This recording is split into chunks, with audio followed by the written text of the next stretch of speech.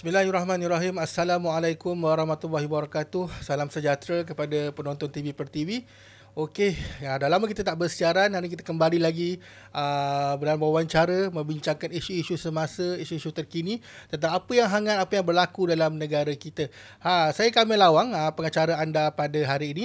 Baiklah, hari ini kita ada tetamu yang sangat istimewa yang selalu kita undang di TV per TV untuk membincangkan isu-isu semasa. Tak lain tak bukan Profesor Datuk Dr. Teo Kok Soh. Apa khabar, Prof? Baik, terima kasih atas undangan ini. Sama-sama. Baiklah, Prof, kita nak bercerita tentang isu-isu semasa, Prof. Sebelum kita bercerita lebih lanjut, kita bergerak ke gear 2, ke gear ketiga. Bagaimana Prof melihat prestasi kerajaan semasa dan menteri-menteri yang mungkin Prof ada highlight untuk hari ini? Adakah ia berada pada tahap membanggakan secara keseluruhan lah, Prof? Ya, sudah menjadi semacam satu rahsia terbuka lah, yakni diketahui oleh semua pihak bahawa prestasi kerajaan semasa ini tidak membanggakan lah. Dan ini dapat kita lihat pada rungutan dan keluhan rakyat jelata, khususnya masyarakat atau golongan marhain itu yang amat terhimpitlah kehidupan harian mereka kerana kos sara hidup seharian itu sangat tinggi. Dan walaupun kerajaan mengatakan bahawa adanya pertumbuhan ekonomi yang membanggakan, tetapi rakyat rata-ratanya belum dapat merasai nikmat daripada pertumbuhan ekonomi yang dikatakan ada itu. Dan kita juga dapat lihat mereka yang kuat menyokong kerajaan sekarang sewaktu mereka menjadi pembangkang itu mula memperlihatkan rasa kecewa. Antaranya pergerakan bersih itu memberi grade D kepada kerajaan semasa kerana bagi mereka lah terdapatnya jurang yang begitu signifikanlah ke arah reformasi itu. Dan juga Majlis Peguam Malaysia pada bulan lepas sajalah melalui 9 orang bekas presiden majlis itu telah mengeluarkan kenyataan bahawa kerajaan semasa ini jika dibandingkan dengan 3 kerajaan sebelumnya, kerajaan semasa ini didapati kurang menghormati kebebasan kehakiman itu.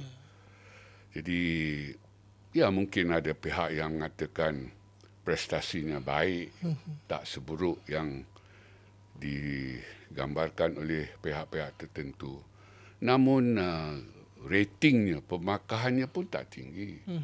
Sekitar 50%, 60%. Jadi, itu memperlihatkan prestasinya tidak membanggakan lah. Dan saya kira kerajaan semasa harus tidak terlalu defensif dalam hal ini, marah-marah kepada kritikan. Sedangkan kritikan itu bukan fitnah, ia datang daripada pihak yang pernah menyokong mereka dengan kuat sekali. Dan saya kira dalam hal ini mereka harus berjiwa besar akan menerima kritikan itu. Ya, seperti dalam bisnes, the customer is always right. Jadi mereka perlu berjiwa besar untuk menerima segala kritikan walaupun pedas untuk perbaiki diri. Dan tentang menteri, biasalah dalam mana-mana kabinet pun ada yang cekap, ada yang tidak cekap. Dan yang kita lihat ada usaha untuk menggantikan menteri tertentu di kementerian tertentu. Dan setelah wujudnya penggantian itu, kita dapat lihat kan isu-isu tertentu dalam bidang tertentu itu taklah menjadi masalah besar lagi dapat diselesaikan dengan baik. Dan saya kira satu bidang yang perlu diberi perhatian oleh kerajaan ialah pendidikan itulah. Dan ya, dinamika pendidikan hari ini begitu pesat perubahannya, dan kita sangat-sangat memerlukan kepimpinan dinamik lah dalam bidang pendidikan negara kita. Dan kepimpinan itu yang saya sebutkan dinamik itu tak lain tak bukan menteri yang mempunyai banyak idea ataupun boleh mencongkir banyak idea untuk mewujudkan sistem pendidikan yang lebih maju. Jadi saya kira itulah prestasi kerajaan semasa. Baik. Sangat menarik, Prof, bila bercerita tentang isu pendidikan. Pendidikan memang sangat besar, daripada orang kata tadika, sekolah rendah, sekolah menengah. Sangat-sangat banyak perhatian yang perlu kita berikan. Dan kita tak bercerita lagi tentang institusi pendidikan tinggi. Dia punya rencam, universal, pelbagai macam-macam hal lagi. Itu baru kita sentuh isu pendidikan yang perlu kita mungkin daripada segi buta hurufnya kita nak kurangkan kadar dan sebagainya dalam mungkin era pandemik itu sebagainya. Baiklah. Tadi Prof ada sentuh juga tentang isu kehakiman. Kita akan cerita di belakang nanti. Okay. Kita nak gerak ke gear 2, Prof. Kita nak bercerita tentang isu agama Islam. NGO-NGO Melayu kita tengok sekarang sering berasa tidak berpuas hati mendakwa Islam di Malaysia semakin terancam. Adakah Prof bersetuju dengan kenyataan begini, Prof? Saya lihat benda ini lebih besar daripada Islam. Okay. Saya melihat entiti Melayu Islam itu memang terancam, dan gejala ini, iaitu tanda-tanda buruk tentang ancaman ini dapat kita lihat dengan agak terselah sekarang ini. Bukan Islam lah, entiti Melayu Islam. Maknanya etnik Melayu sendiri dan juga agama mereka itu. Dan pada saya, mengapa perkara ini berlaku lah, iaitu ancaman ini berlaku, adalah kerana perimbangan antara politik kanan dan politik kiri itu tak setara lah. Jadi kalau bagi saya lah, perlu perimbangan yang lebih setara lah. Dan kalau setara pun ia harus lebih berat sebelah, ataupun tumpuannya harus lebih kepada entiti ataupun ideologi politik kanan itu. Dan apabila kita bercakap tentang politik kanan ini, ia tak lain tak bukan, ia ada kaitan dengan fahaman tradisionalisme, konservatifisme, dan itu cukup penting lah maknanya, dan juga nativisme itu. Maknanya kalau nativisme itu kita bercakap tentang etnik Melayu sebagai penduduk asal pada dahulunya, dan sekarang mereka majoriti dan dominan. Dan kita dapat lihat nativisme ini tak seimbang lah dengan immigration itu. Dan bila kita sebut tentang immigration itu, tak lain tak bukan perihal tentang mereka yang mendatangi negara ini, hal-hal kependatangan itu. Walaupun istilah pendatang itu tak disukai, tetapi itulah hakikatnya. Imigran itu kan. Jadi dan politik kanan itu perlu dipertahankan lah, iaitu dari segi tradisionalisme, nilai-nilai tradisional, amalan-amalan tradisional, bahawa entiti Melayu Islam itu adalah tunjangnya. Tetapi sayangnya ia diancamlah oleh entiti yang tak nak tradisionalisme, tak nak konservatif ini dengan entiti liberal itu kan, iaitu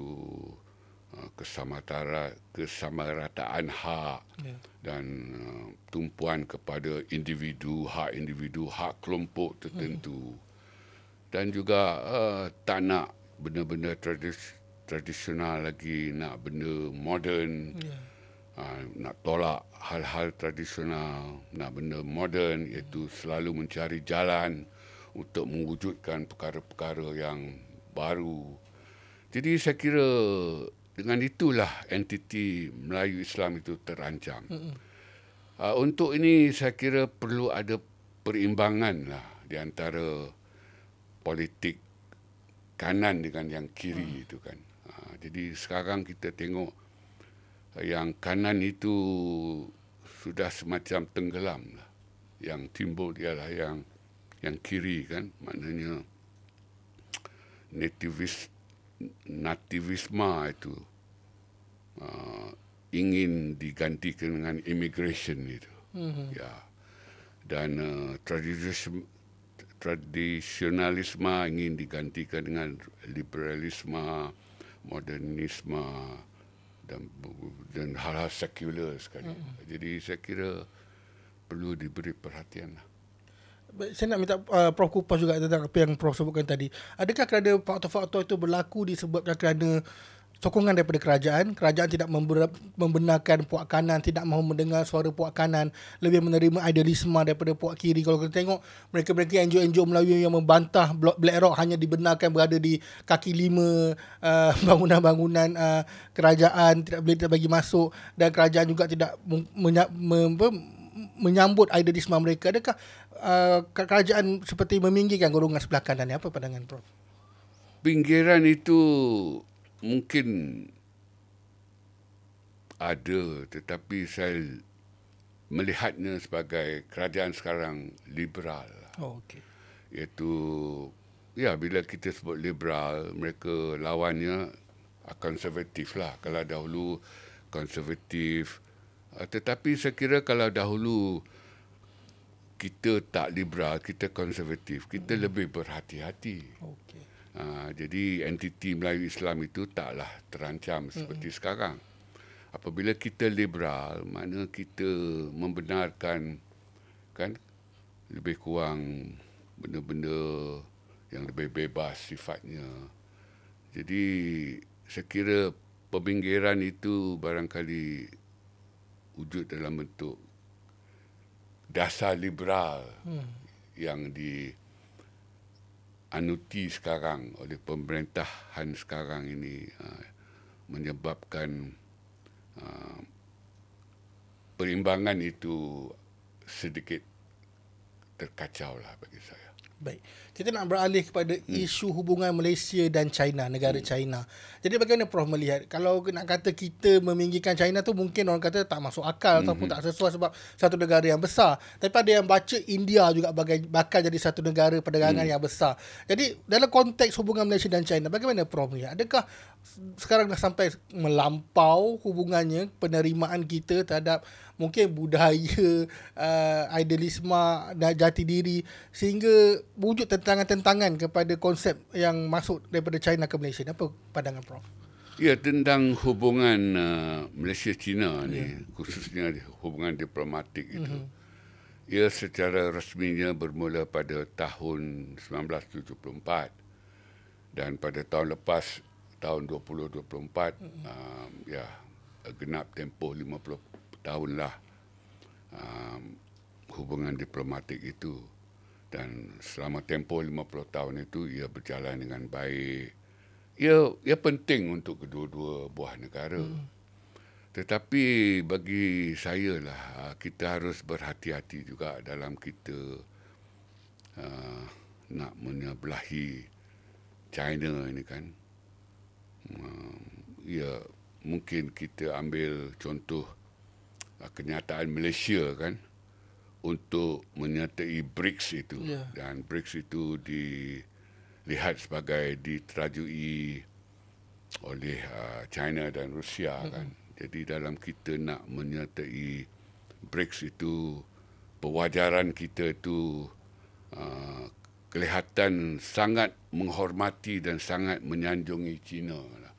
Sehingga kita membuat kenyataan yang boleh menyinggung Barat itu. Seperti Barat bukan lagi kuasa penjajah. Ya, dalam kita nak mengampu China itu. Jadi kita harus berhati-hati sebab dengan kita menyertai BRICS ini pun kita masih perlu terus menjaga hubungan kita dengan Barat. Bukan seperti sudah mendapat gading bertuah tanduk dilupakan, tak berguna lagi. Jadi saya kira kita harus lebih bijaklah dalam hal ini, dalam hubungan kita dengan negara China ni. Kita tidak boleh terlalu menghormati China, menyanjungi China, mengampu China dengan semacam menyinggung, membelakangkan Barat. Sedangkan kalau kita tengok hubungan kita dengan Barat bukan saja lebih lama kan, tetapi strategik sekali sifatnya. Khususnya dengan Amerika Syarikat itu kan yang bersaing dengan China sekarang.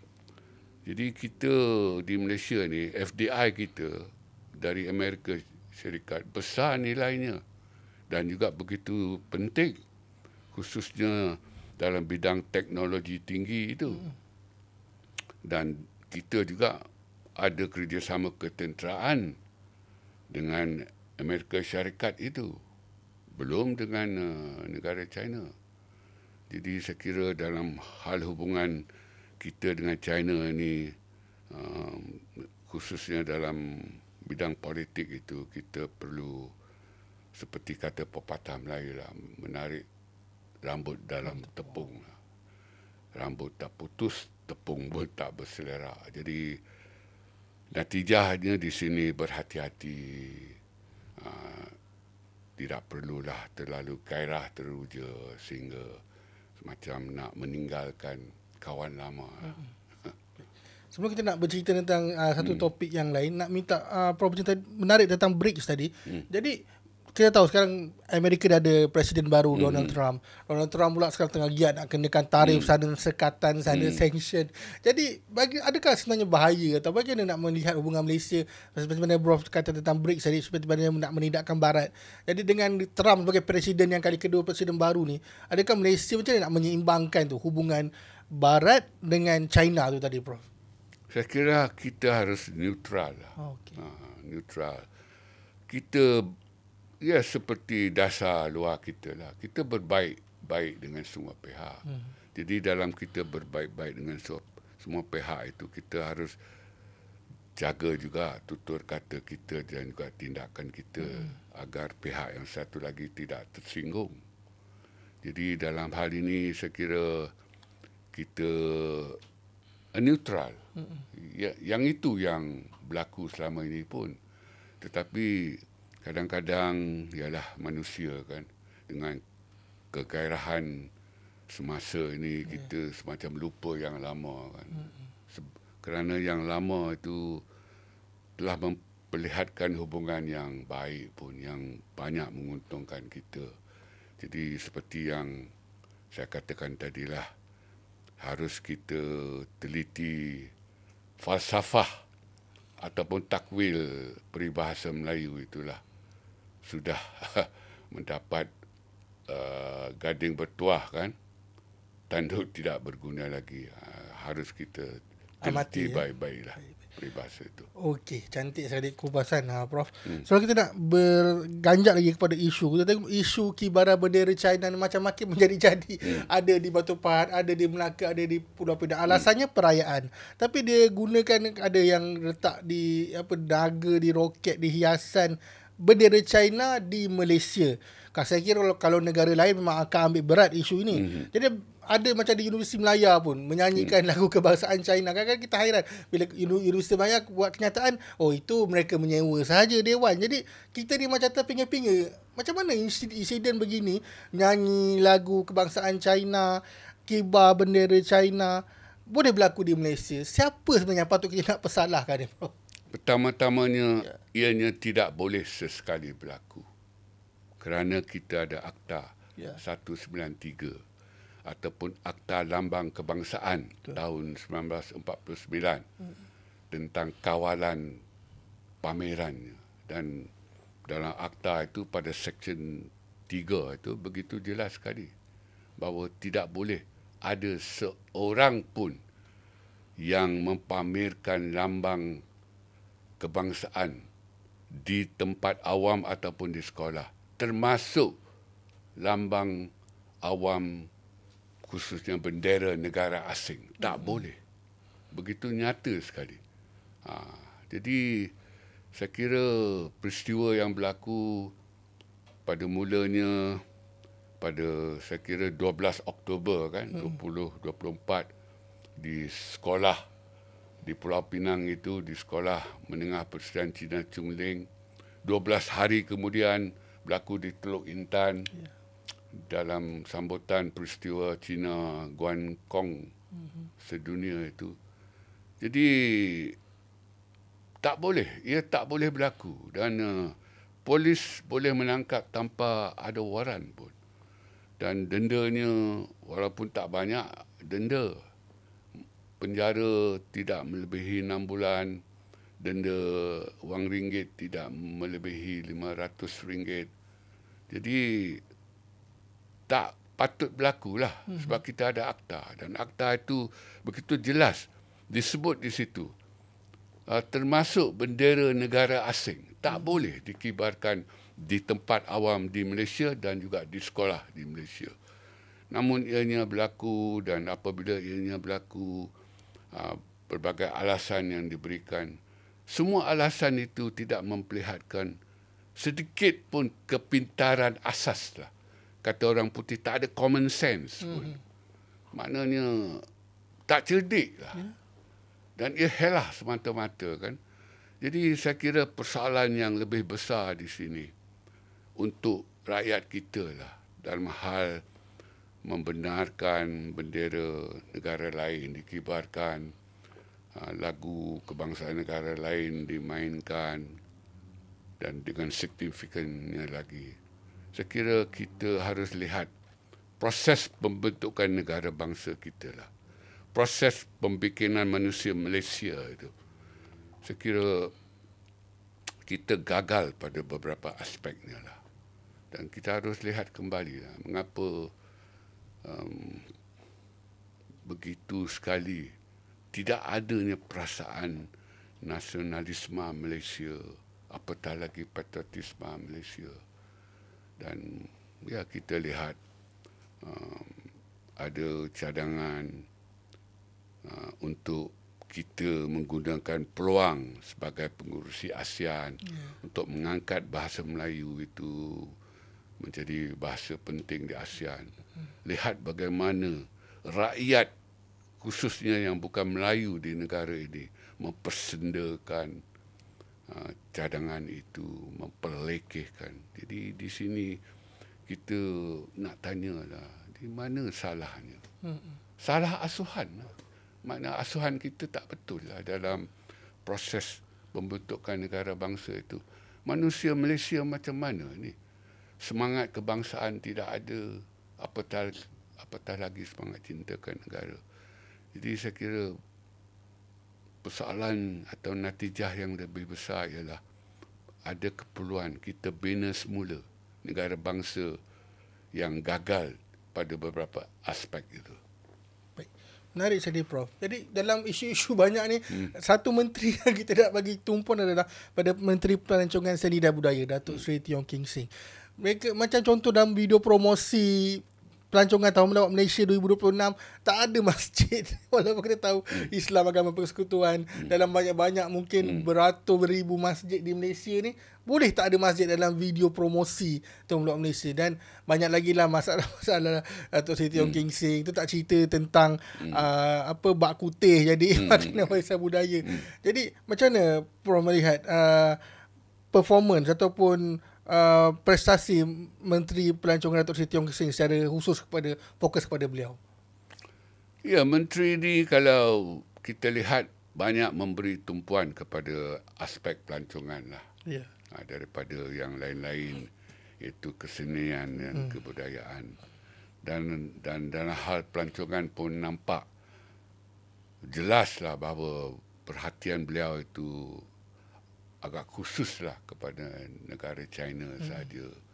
Ya, dari satu segi tak salah pun kalau sasaran kita untuk pelancongan kan China dengan anggaran 5 juta orang pelancong setiap tahun. Dan ialah pendapatan daripada pelancongan pun lumayan. Tetapi beliau dilihat sebagai memberi tumpuan yang khusus kepada negara China lah. Ya, buktinya gangguan di KLIA pada bulan Jun tahun 2023 kan, yang memperlihatkan beliau masuk campur dalam hal immigration yang melibatkan seorang pelancong Cina. Dan pada akhir tahun lepas, kita juga dapat lihat bagaimana beliau mengangkat aduan pelancong Cina yang kecewa kerana tidak adanya papan tanda dalam bahasa Cina. Ia memberi gambaran bahawa beliau memihaklah kepada pelancong Cina dalam 2 kes itu. Dan saya kira tak salah lah kalau gambaran ataupun rakyat mempunyai tanggapan bahawa beliau lebih memihak kepada negara China dalam hal pelancongan ini, sebab tingkah laku beliau itu jelas memperlihatkan sebegitulah. Ada baik dan buruknya lah. Baiknya dari segi ialah sasaran 5 juta orang pelancong itu pasti akan membawa hasil lumayan kepada negara. Tetapi saya kira dalam hal kebendaan ini, kita juga harus janganlah sampai tergadai maruah kita kan, sebagai sebuah negara berdaulat yang perlu ikut selera pelancong dalam hal jati diri kita. Jadi nampak tak betul lah. Menarik tadi Prof cerita tentang papan tanda. Baru ni saya pergi ke Hat Yai. So daripada Bukit Kayu Hitam sampai ke Danok, sampai ke Hat Yai. Kita tengok Thailand satu negara yang committed dengan papan tanda dengan bahasa dia. Kalau kita pun pergi tak faham apa papan tanda di kedai ni, tulisan dia, dan dia pertahankan bahasa tulisan dia. Jadi adakah macam Thailand satu mungkin atau satu platform yang kita boleh ikut dari segi jati diri mempertahankan bahasa dan tulisan? Apa pandangan Prof? Ya, sudah tentu. Kita perlu melihatlah kepada negara-negara lain di Asia Tenggara ini. Indonesia, Thailand, semua memang tak dapat dinafikan bahawa jati diri setiap seorang rakyat mereka itu begitu kuat sekali lah. Dan ini sudah tentu ada kaitan dengan proses pembentukan negara bangsa itu. Dalam mereka membentuk manusia Thai itu, mereka adalah cara-cara tertentu. Dan saya kira tak dapat larilah kalau kita cari sebabnya kan. Mereka menggunakan asimilasi sebagai kaedahnya, sedangkan kita menggunakan integrasi. Jadi di negara-negara yang kaedahnya asimilasi, kita dapat lihat jati diri kebangsaan itu begitu kuat sekali. Dan di Malaysia kita tidak menggunakan asimilasi, kita menggunakan integrasi. Dan ya, lihatlah jati diri rakyat kita. Ada yang masih tak boleh berbahasa negara. Ini dititahkan oleh ketua negara kita bahawa setelah sekian lama tertubuhnya negara ini, masih terdapat golongan hari ini yang tidak mengetahui bahasa negara, tidak mengetahui cara hidup kaum lain. Jadi proses pembentukan negara bangsa manusia Malaysia itu perlu sangat-sangat dilihat kembali. Ia gagal pada beberapa aspeknya. Kita nak sentuh sikit, Prof. Mungkin Prof boleh ulas sikit tentang Laut Cina Selatan. China pun dah buat peta sampai masukkan kepada negara perairan kita. Jadi bagaimana cara terbaik? Kerajaan gunakan diplomasi. Tapi ada yang kata nak berunding dalam Laut Cina Selatan oleh diplomasi, kita kena pertahankan hak kita. Jadi bagaimana Prof melihat cara terbaik nak berunding, atau bukanlah berunding, untuk berhadapan dengan China dalam isu Laut Cina Selatan ni, Prof? Ya, ramai pihak yang mengatakan kita lembut. Tetapi bagi saya, ya, dari satu segi kita lembut. Kalau dibandingkan dengan Filipina kan, yang pakai kaedah konfrontasi, kaedah ketenteraan, bertempur dengan tentera Cina. Kita tidak. Kita walaupun dilihat lembut, saya kira kita tegas.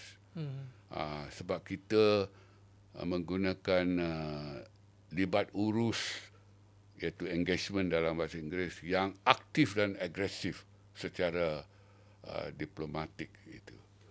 Dan ya, kita tidak bertempur. Jauh sekali kita nak berkonfrontasi dalam hal ini. Kita berunding. Dan saya lihat ada hasilnya daripada kaedah diplomasi kita yang aktif dan juga yang agresif itu. Ya, kita dapat lihat negara China sudah semacam mengeluarkan kenyataan bahawa mereka mahu mengadakan rundingan dua hala dengan Malaysia tentang isu samudera itu di kawasan tertentu. Jadi saya kira lembut-lembut pun kita tegas dari segi ialah kita ada cara kita, dan hasilnya dapat kita lihat kan setakat ini bahawa China bersedialah untuk berunding dengan kita dalam dialog dua hala tentang isu samudera itu. Ya. Kita nak berada pada isu yang sensitif sikit. Ya. Isu tentang ham. Ham ni isunya tercetus di seorang mahasiswa di Industri Belayar jumpa produk sandwich ada ham dan sebagainya. Jadi timbul pula ada lawak oleh pelawak yang mana buat ancaman tu pun dah dihukum penjara, yang menghina tu masih tak dihukum. Seperti juga yang komen mempersediakan Nabi dan sebagainya. Orang kata setiap ada action pasti ada reaction. Yang reaction tu dah pun memang kita tahu memang patut dah dihukum, mengugut dan sebagainya. Tapi bila buat lawak dia berpersenda ke agama, polis pun kata menunggu siasatan, kertas siasatan dibawa ke Peguam Negara tapi masih belum dengar apa-apa. Dan orang yang syarikat yang pengeluar ham tu dah didakwa dengan 56 kes dan sebagainya. Tapi ketegasan untuk lawak-lawak jenaka yang menghina agama ni, bagaimana Prof ketegasan pihak berkuasa di pihak kerajaan lah? Bagaimana Prof lihat? Saya kira kita harus mengakui lah kita tak berapa tegas dalam hal ini. Ya. Kita harus belajar dari Singapura. Di Singapura itu Islam itu bukan pun agama negara. Di Singapura dalam perlembagaan republik itu, kalau tak salah saya perkara 15 itu, ya, kebebasan beragama dan kebebasan menyebarkan agama kepada pihak-pihak lain. Sedangkan di Malaysia kita ada undang-undang tak boleh disebarkan agama-agama bukan Islam kepada orang Islam. Dan di Singapura apabila adanya kes penghinaan terhadap agama Islam itu oleh seorang remaja saja yang tak pandai apa-apa lagi lah, remaja kan, iaitu berlaku pada tahun 2016 itu, Singapura tegas sekali mengambil tindakan penjara walaupun dikutuk oleh dunia lah bahawa itu budak lagi, mana dia tahu. Tetapi Singapura nak menyampaikan mesej bahawa jangan main-main di Singapura dalam hal menghina agama apa-apa saja. Jadi kita dapat lihat kan remaja Cina menghina agama Islam, sedangkan pemerintahan Singapura rata-ratanya bukan Melayu pun, bukan Islam pun, Cina, penduduknya Cina, tetapi mereka mengambil berat, sangat-sangat berat. Mereka mahu menoktahkan, noktah itu besar sekali kepada tindakan menghina agama inilah. Tetapi kita, agama Islam itu agama persekutuan, dan ada kes penghinaan terhadap Islam dalam apa-apa jua bentuk pun kita macam tak nampak lah tindakan tegas itu. Kesnya sensasi, tetapi senyap begitu saja.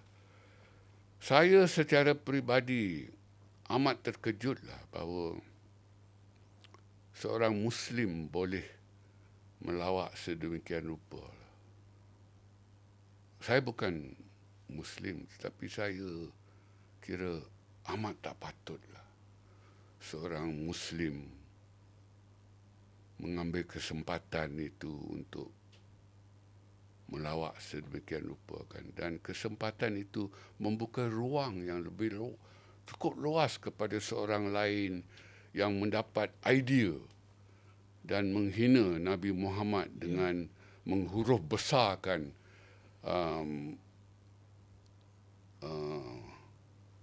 ejaan HAM pada nama Nabi Muhammad itu.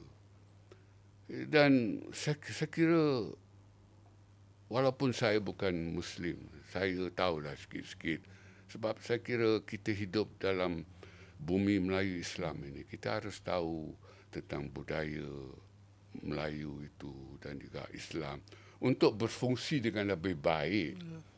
Jadi dalam Islam ini, setahu saya lah, pembacaan saya, menghina Nabi Muhammad dan menghina Islam ini, hukumnya ialah bunuh. Walaupun orang itu sudah bertaubat, menyesal perbuatannya menghina Islam dan menghina Nabi, hukuman bunuh itu tak boleh digugurkan. Tetap bunuh juga. Begitu serius sekali lah. Dan ini kita dapat lihat pada seorang Muslim yang bernama Salman Rushdie itu kan, yang menghina Al-Quran dalam bukunya The Satanic Verses itu. Iran mengeluarkan fatwa pada tahun 1989 bahawa bunuh saja Salman Rushdie. Meminta umat Islam di mana-mana saja di dunia ini boleh bunuh Salman Rushdie ini. Fatwa itu dikeluarkan. Dan untuk 33 tahun, sehinggalah Ogos 2022, Salman ditikam. Dengan teruknya lah, entah apa kesannya kita tak tahu. Mana fatwa itu. Jadi perkara ini harus diambil serius lah. Dan saya kira kita perlu belajar daripada Singapura. Walaupun di Singapura tu, kalau melihat kepada ranking kedudukan agama dari segi penganutnya kan, nombor 1 agama Buddha dalam 33%. 20% yang tak ada agama apa-apa. Kemudian 18% Kristian, 15% Islam. Jadi dalam keadaan Islam yang tak signifikan kedudukannya di Singapura, kerajaan Singapura rata-ratanya bukan Melayu Islam, penduduknya bukan, tetapi tindakan tegas diambil. Noktahkan benda itu. Noktah yang sebesar-besarnya. Jadi saya kira kita dengan kedudukan Islam sebagai agama negara lah, dalam bentuk agama persekutuan ini, perlu sangat-sangat perlulah serius dalam hal ini lah. Noktahkan benda ini lah. Sangat menarik apa yang Prof sampaikan. Kita nak beralih kepada satu topik yang sangat menarik juga. Tentang isu garis panduan JAKIM. Saya lihat di media sosial, di mana-mana gambar Prof Teo kongsi dia kata yang besar-besar. Diletakkan dengan mufti-mufti, dengan ulama-ulama yang scholarship Muslim. Tentang menyokong tentang garis panduan JAKIM ni. Jadi kita tengok Kabinet dah buat keputusan tak mahu melarang JAKIM buat dasar garis panduan untuk ke rumah ibadat bukan Islam dan sebagainya. Jadi pada orang kata natijahnya, pada secara asasnya, kenapa Prof melihat menyokong garis panduan JAKIM ni, Prof? Ya, pertama-tamanya saya kira itu urusan orang Islam. Untuk orang Islam. Dan saya melihat bukan perkara baru tentang garis panduan ini. Yang dilakukan pada tahun ini ialah nak menambah baik yang sedia ada. Dan yang sedia ada itu berusia dah 20 tahun. Ia garis panduan itu wujud pada tahun 2005.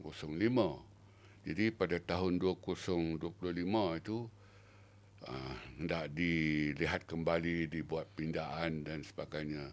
Banyak yang sudah berlaku dalam masa 20 tahun. Jadi saya kira dari satu segi patut disokonglah, sebab ia bukan perkara baru, ia sudah ada di situ. Hanya biasalah kan, kalau perkara lama kita harus lihat kembali, tukar tambah.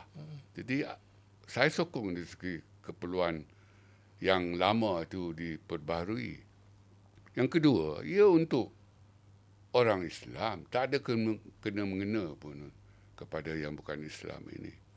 Dan saya kira orang Melayu lebih tahu kan keperluannya, perlu ataupun tidak.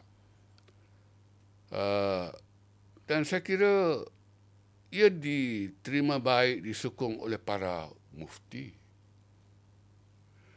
Dan bagi saya lah, segala garis panduan itu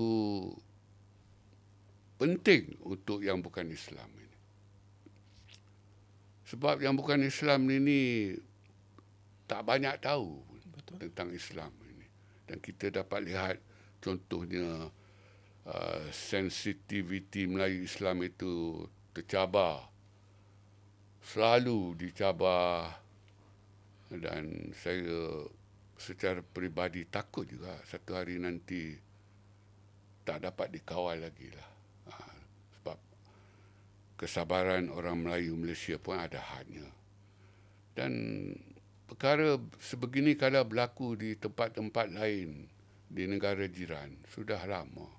Ia meletup, hancur keadaannya. Jadi, tapi apa nak buat, ia ditarik balik lah, semacam ditarik balik.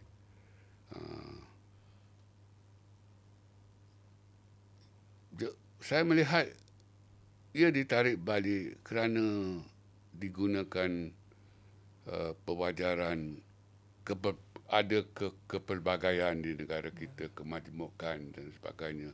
Jadi atas dasar itu, kononnya dasar perpaduan itulah, maka kita tarik balik.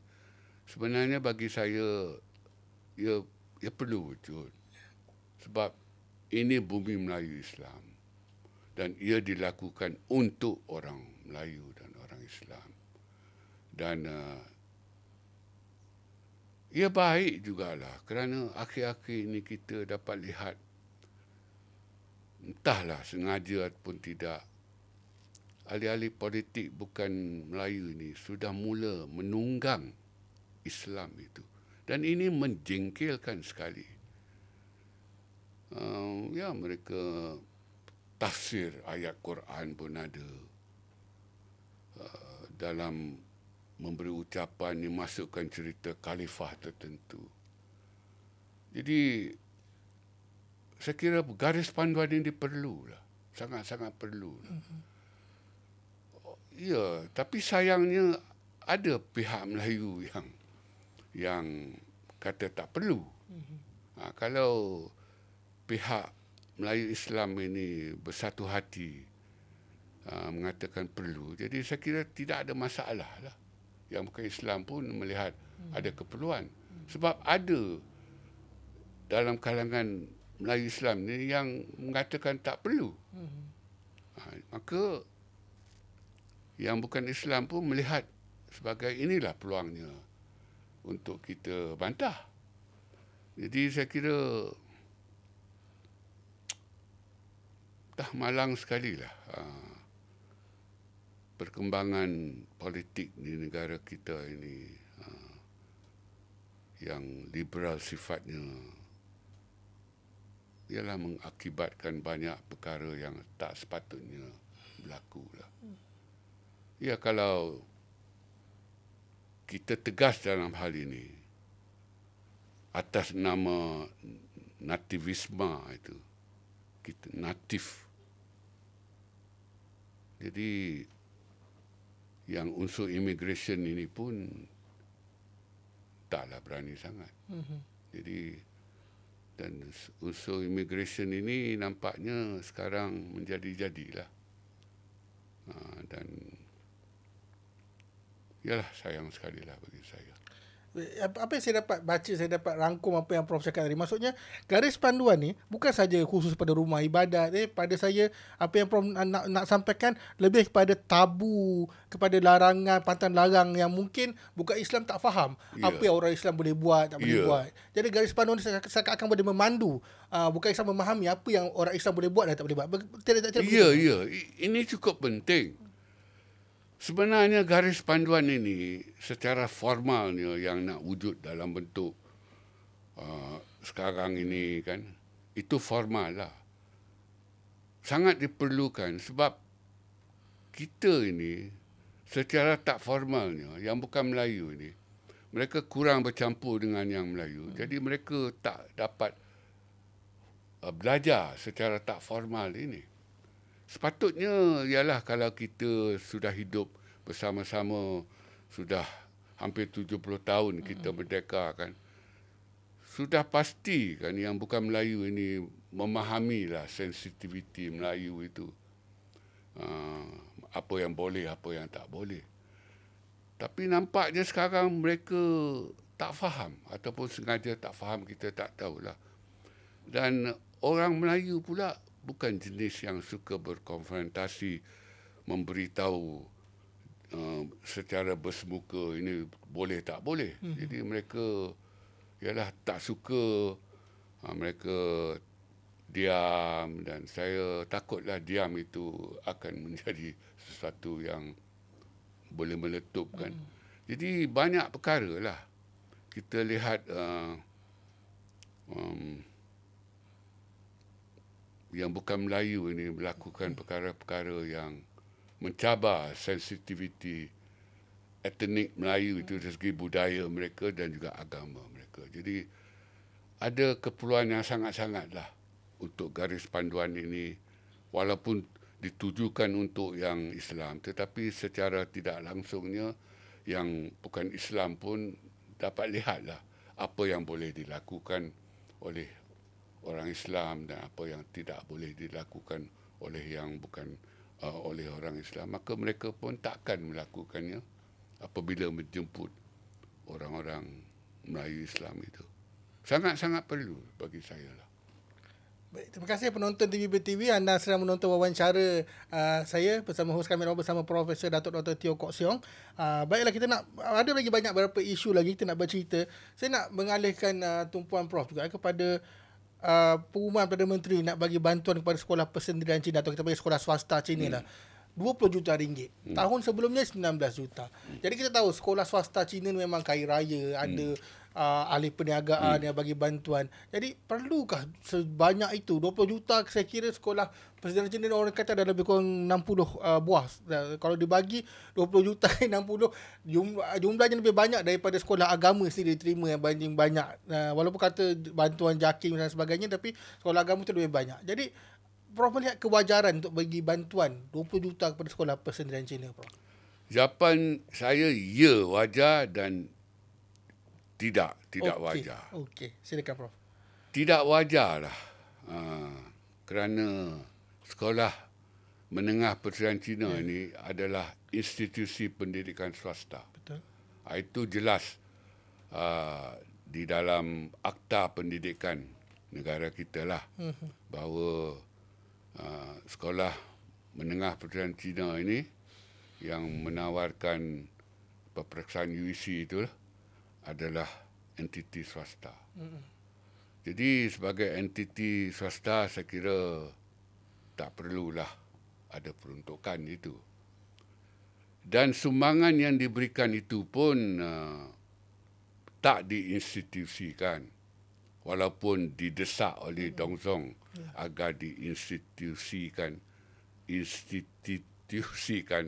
supaya ia menjadi dasar lah.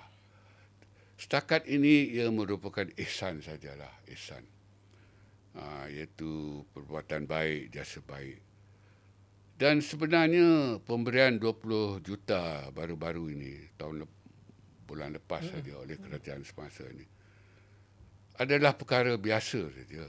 Sebab sumbangan dana kepada sekolah menengah Persian Cina ni sudah lama berlaku semenjak pemerintahan Barisan Nasional lagi pun.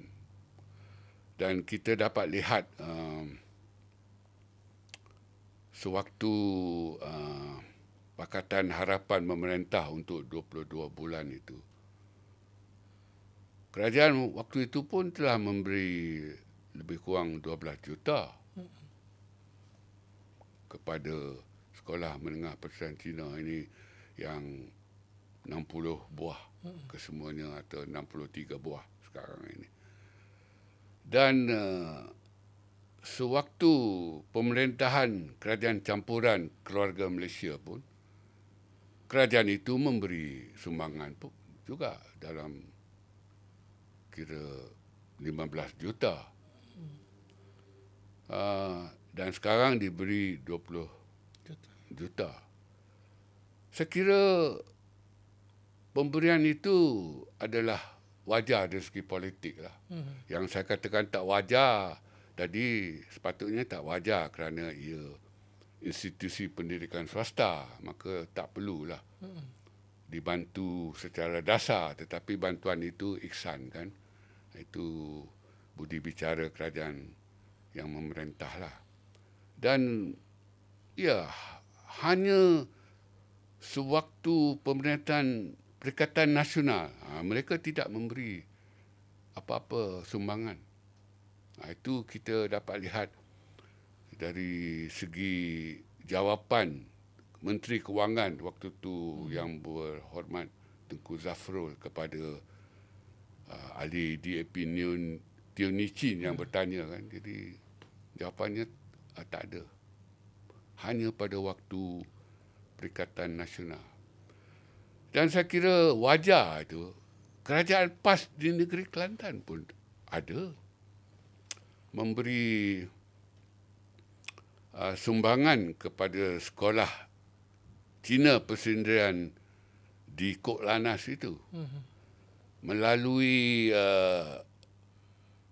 pemberian entah cagaran ke pajak gadai ke tak tahu lah. Pemberian sebidang tanah seluas hampir 1 juta ekar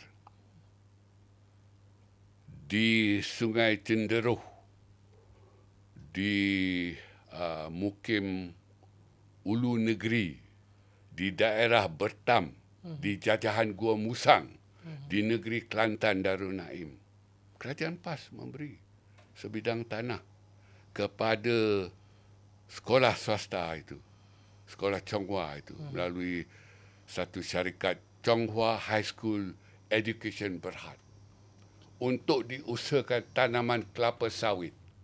Dan daripada dapatan hasil itu digunakan untuk membiayalah sekolah itu. Jadi ia wajar dari segi politik, dilakukan oleh PAS sendiri di Kelantan itu pada tahun sekitar tahun 2007-2008.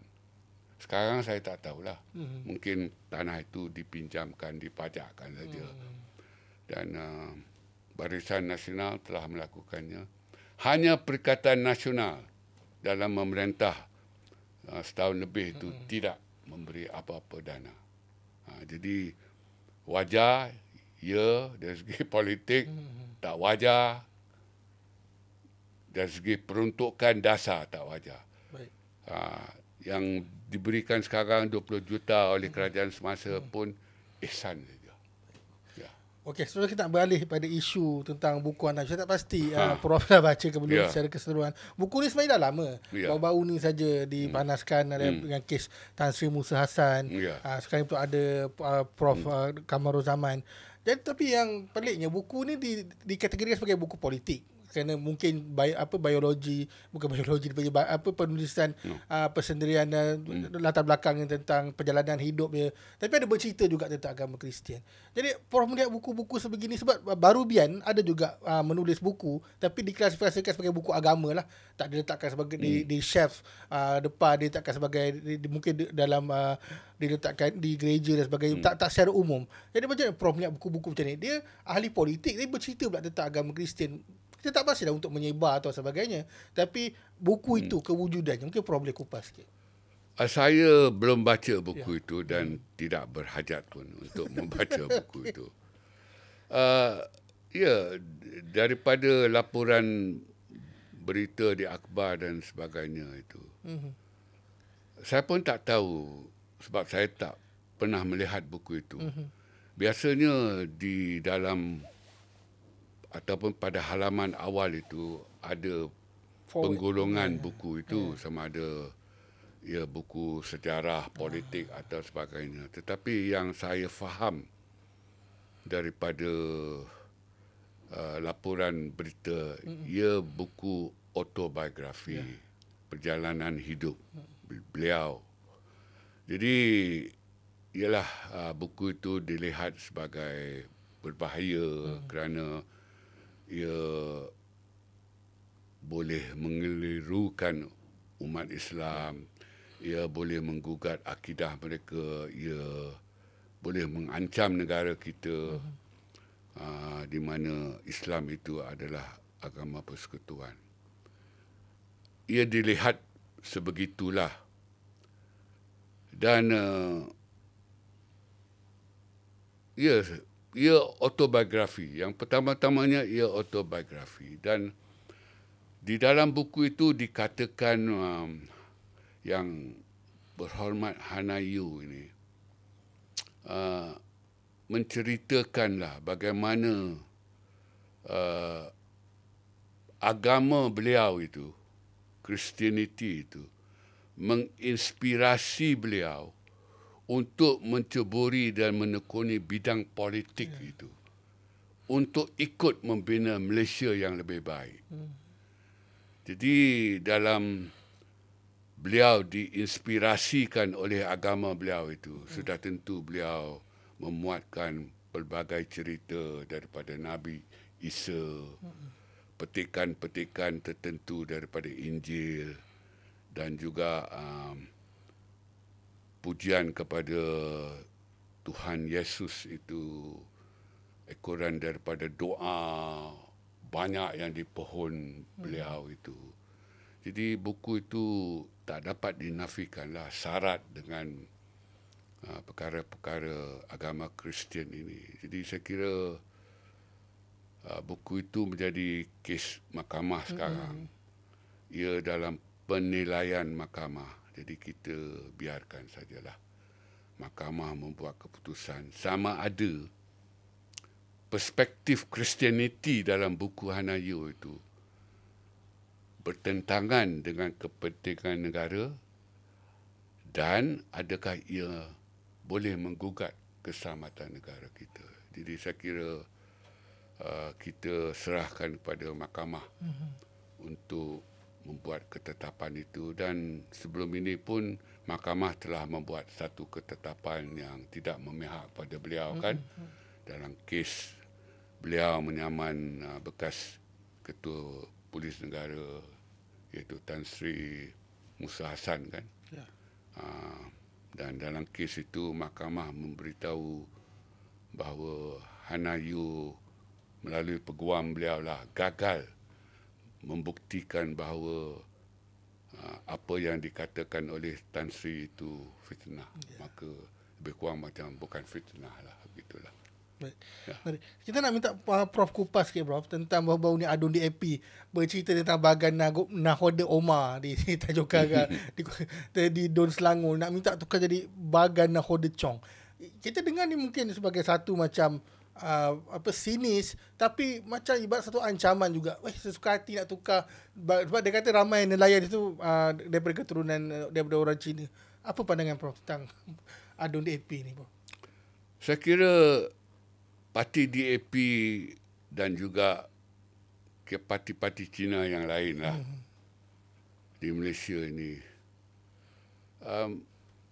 Ataupun ahli-ahli politik Cina lah secara umumnya. Mereka ini berpegang kuat kepada ideologi kanan dalam berpolitik itu. Berpegang kuat pada ideologi kiri dalam berpolitik itu. Jadi ideologi kiri dalam berpolitik itu tak lain tak bukan menyokong dan berusaha untuk mendapat hak yang sama rata begitu. Dan kalau boleh lagi mereka nak ianya wujud dalam bentuk egalitarian, iaitu kesamarataan yang sebetul-betulnya lah. Jadi kita dapat lihatlah bahawa ahli politik Cina di Malaysia dan dalam kes ini ahli politik DAP itu, mereka berpegang kuat kepada ideologi kiri dalam berpolitik dan mereka cuba sedaya upaya untuk merealisasikan ideologi kiri itu. Dan ideologi kiri itu seperti yang saya katakan tadilah, mereka nak kepada immigration itu. Mereka nak tolak ke tepi tentang nativisme itu kan, iaitu penduduk asal dan sebagainya. Jadi dalam hal cadangan adun itu yang saya dapat lihat dalam video beliau berhujah itu, hujahnya sudah tentu dangkal sekali. Dan ada pihak yang mengatakan ia melampau. Saya boleh bersetuju ia melampau kerana melampau beliau di situ boleh dihubungkan dengan kenyataan itu resis sifatnya. Iaitu beliau melihat etnik Cina yang kini 100% di bahagian Nakota Omar itu sebagai lebih layak, sebagai lebih berkapasiti daripada etnik Melayu yang menghuni di tempat itu pada awalnya yang sekarang tak ada lagi. Jadi cara beliau melihat perkara itu resis lah, bahawa sekarang kawasan itu 100% didiami oleh orang Cina. Jadi kita tolak ke tepilah perkaitan sejarah asal-usulnya Melayu dan Cina 100% lebih layak, lebih berkapasiti, maka kita tukar nama lah, lebih kurang begitulah. Jadi hujah begitu resis lah, melampau lah. Jadi saya kira perkara yang lebih besar di sini itu satu tindakan yang berlaku, satu manifestasi yang berlaku. Tetapi yang lebih besar lagi ialah natijahnya di sini, mereka berpegang kuat kepada ideologi kiri dalam berpolitik. Jadi mereka nak pegang pada perkara-perkara modernisme, perkara sekular, liberal, nak tolak ke tepi hal natif ini, nak angkat immigration itu. Dan immigration ini tak lain tak bukan tentang mereka datang ke sini hal-hal mereka sebagai minoriti lah. Jadi saya kira tak sepatutnya berlaku lah. Sebelum kita bahas, kita nak minta Prof kupas satu dua isu lagi. Okay. Semalam ahli parlimen DAP bercerita mencadangkan wujudkan jawatan menteri, jabatan Perdana Menteri. Sekarang kita ada menteri, jabatan Perdana Menteri ahli waris Islam, Datuk Naim Mokhtar. Dia minta satu pula jawatan serupa bagi pihak bukan Islam pula. Jadi Prof, bagaimana melihat kewajaran? Sebab ramai yang menentang, kata Islam Agama Persekutuan tak wajar wujudkan menteri bukan Islam di JPM ni. Apa pula komen Prof tentang isu ni? Saya tak berapa pasti, tapi adakah yang dicadangkan itu menteri yang menjaga agama-agama bukan Islam gitu? Saya kira tak wajar. Kerana rata-rata kita lihatlah orang bukan Melayu di Malaysia ni, baik Cina, baik India dan sebagainya, mereka bukan kelompok etnik agama. Mereka bukan kelompok etno agama. Kalau Cina itu mereka lebih pada kelompok etno bahasa. Lihat bagaimana mereka mempertahankan bahasa Cina itu melalui pendidikan sekolah Cina. Tetapi kita jarang melihat orang Cina itu mempertahankan agama Buddha ke agama mereka, sebab mereka bukan kelompok etno agama.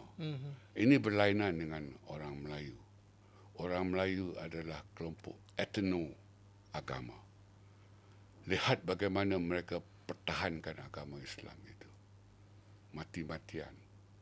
Dan saya kira kerana orang India, orang Cina bukan kelompok etno agama, maka tak ada keperluan mendesaklah untuk diwujudkan satu menteri yang menjaga agama-agama bukan Islam itu. Sebab ramai yang tidak beragama pun, yang bukan Melayu ini, dan yang beragama pun bukan ramai yang pegang kuat kepada ajaran agama Buddha ke dan sebagainya. Jadi pada pandangan peribadi saya lah, tak ada keperluan lah yang mendesak untuk diadakan portfolio itulah. Ya, inilah masalahnya tentang politik kiri ini. Semua nak sama rata. Wajar tak wajar nak sama rata. Kan, sebab ada portfolio Menteri Agama Islam, maka nak yang Menteri Agama bukan Islam. Ya, sedangkan tidak ada banyak isu pun tentang agama-agama bukan Islam ini. Dalam kalangan mereka sendiri pun tak ada isu, sebab rata-rata mereka bukan kelompok etno agama. Ya. Okey Prof, yang terakhir ni kita nak minta Prof kupas isu Tita Aidendum. Bukan kita nak bercerita tentang isu kehakiman, perundangan, tapi dalam isu imej kerajaan. Kan lepas setahun tu baru kita, rupanya ada Tita Aidendum ni, sorok tak sorok, siapa yang sorok, kerajaan ke, Perdana Menteri ke, Peguam Negara ke, masih berteka-teki lah akan dibawa ke mahkamah. Tapi kita nak bercerita dari sudut imej kerajaan ni. Bagaimana dah lepas tahun tu, rupanya daripada kata hearsay, mula kata hearsay, rupanya ada. Saya nak minta Prof kupas sudut imej kerajaan. Lepas tahun baru nak bagi tahu ada rupanya Tita Aidendum ni, Prof. Ya, saya kira saya pun tak tahulah mengapa pada mulanya tak ada, sekarang ada. Jadi sebab musababnya kita tolak ke tepi lah. Tetapi saya kira ia tak sepatutnya berlaku seperti sekarang lah, kerana imej kita amat terjejas lah. Dari satu segi bahawa macam integriti tidak ada. Nilai integriti itu bukan sesuatu yang penting yang diangkat oleh negara kita dan oleh rakyat kita. Jadi saya kira tak dapat dinafikan ia menjejaskan imej kita dalam negeri, dalam negara, luar negara. Dan biar kita serah kepada mahkamah lah, kan, ia dalam penilaian mahkamah. Dan kita tunggu dan lihatlah, sebab kita percaya kepada sistem kehakiman kita yang walaupun dikatakan kurang dihormati oleh kerajaan sekarang, tetapi ia masih orang kata utuh jugalah. Jadi kes addendum ini sekarang berada dalam penilaian mahkamah. Jadi kita tunggu dan lihatlah, dan kita yakin mahkamah akan membuat keputusan yang adil lah kepada semua pihak. Okey, kita ucapkan ribuan terima kasih kepada Profesor Datuk Dr. Teo Kok Siong kerana meluangkan masa kita dalam masa sangat sibuk Prof dalam hari-hari minggu-minggu dapat meluangkan masa. Kerana penting kita nak bercerita tentang isu-isu semasa kerana kita nak dapatkan perspektif daripada ahli akademik kan, orang yang kata moderate, yang tidak fanatik terhadap sesuatu isu. Jadi kita nak dengar sendiri pandangan Profesor Datuk Dr. Teo Kok Siong. Baik Prof Teo, terima kasih banyak sudi bersama TV per TV. InsyaAllah ada masa kita akan jemput lagi, bincang lagi isu-isu semasa dari masa-masa ke semasa. Baiklah, teruskan kesetiaan anda bersama TV TV. Harapnya anda kembali lagi mendengar bersama kita punya portal, media sosial dan wawancara sampai ini. Terima kasih bersama TV TV. Assalamualaikum warahmatullahi wabarakatuh.